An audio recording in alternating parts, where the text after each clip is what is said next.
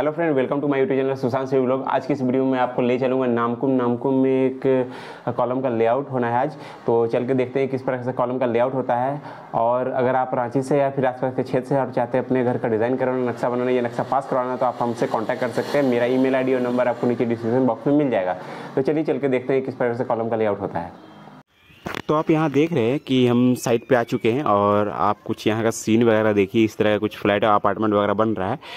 तो यहाँ पे जो ज़मीन का जो चौड़ाई और लंबाई है वो है आपका 25 बाई 40 का। और हम लोगों ने स्टार्ट कर दिया है कि किस प्रकार से हम लोग कील ठोकना है और कहाँ कहाँ पे होगा ड्राइंग में। तो ड्राइंग के हिसाब से आप देख रहे हैं तो कॉलम डिटेल बना हुआ है 10 बाई 10 का और 10 बाई 15 का। और इसी तरह से कॉलम में कहाँ कहाँ धागा बनेगा वो भी यहाँ पे लिखा हुआ है। तो मैं आगे दिखाता हूँ कि कहाँ से कैसे कैसे करना है। तो हम लोगों ने धागा बांध दिया एक तरफ से और दूसरी तरफ जा कर के हम इसको दूसरे वॉल पे जाके बांध देंगे, ठीक है।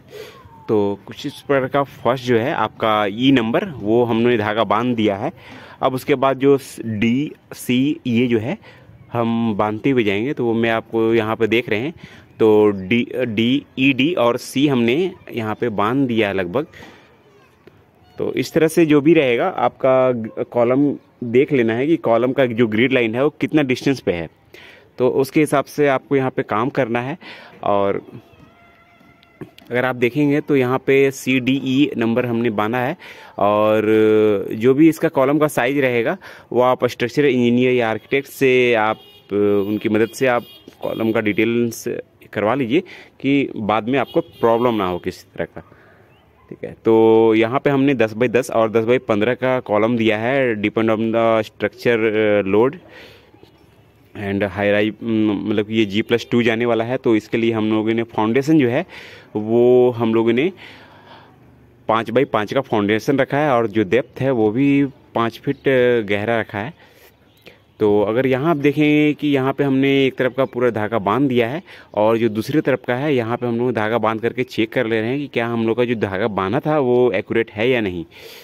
तो यहाँ पे हम लोग गुनिया कर रहे हैं, यानी कि परपेंडिकुलर देख रहे हैं कि क्या हमारा जो रूम है वो परपेंडिकुलर कहाँ से आ रहा है और कितना डिस्टेंस पे आपका सारा कुछ जो है वो हम लोग चेक कर रहे हैं यहाँ पे।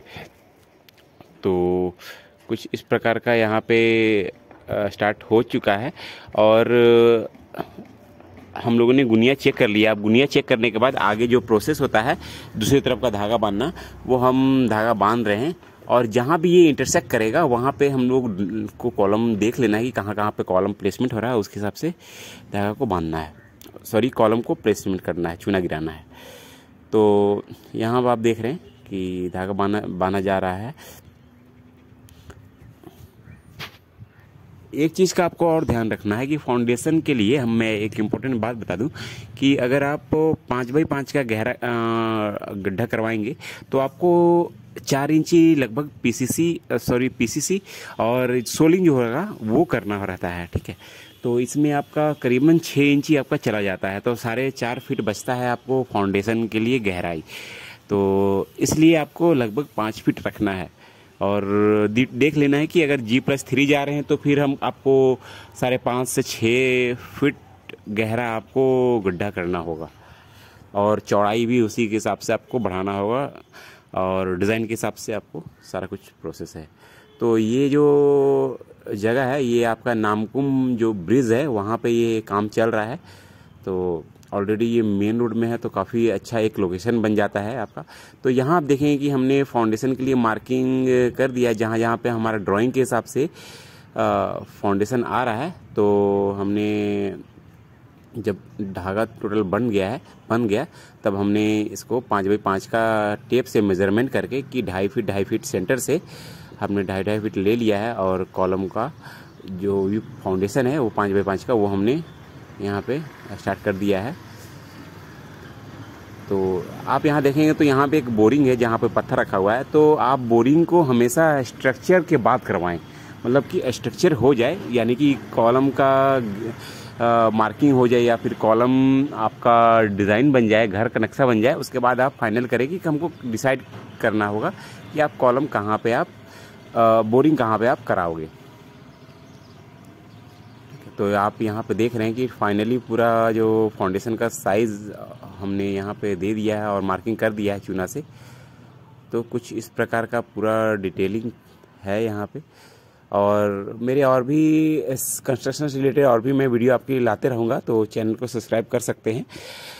और बहुत सारे आपको नॉलेज भी मिल जाएगी किस प्रकार से घर का डिज़ाइन करते हैं और क्या क्या जो भी इम्पोर्टेंस होता है वो सारा कुछ मैं आपको बताऊंगा। और यदि आप घर का डिज़ाइन कराना चाहते हैं, नक्शा बनाना चाहते हैं, तो भी आप हमें कांटेक्ट कर सकते हैं। एंड एक चीज़ और बता दूं कि कंक्रीट ढलाई करते टाइम आप 1:3 का रेशियो यूज कीजिए, ठीक है। तो इससे आपका जो स्ट्रेंथ रहेगा कंक्रीट का वो अच्छा रहेगा, लंबे समय तक आपका जो स्ट्रक्चर है वो टिक पाएगा। तो फ्रेंड आज के लिए बस इतना ही, मिलते हैं अगले वीडियो में। अगर हमें वीडियो अच्छा लगा तो लाइक कीजिएगा, शेयर कीजिएगा। Thank you, have a nice day.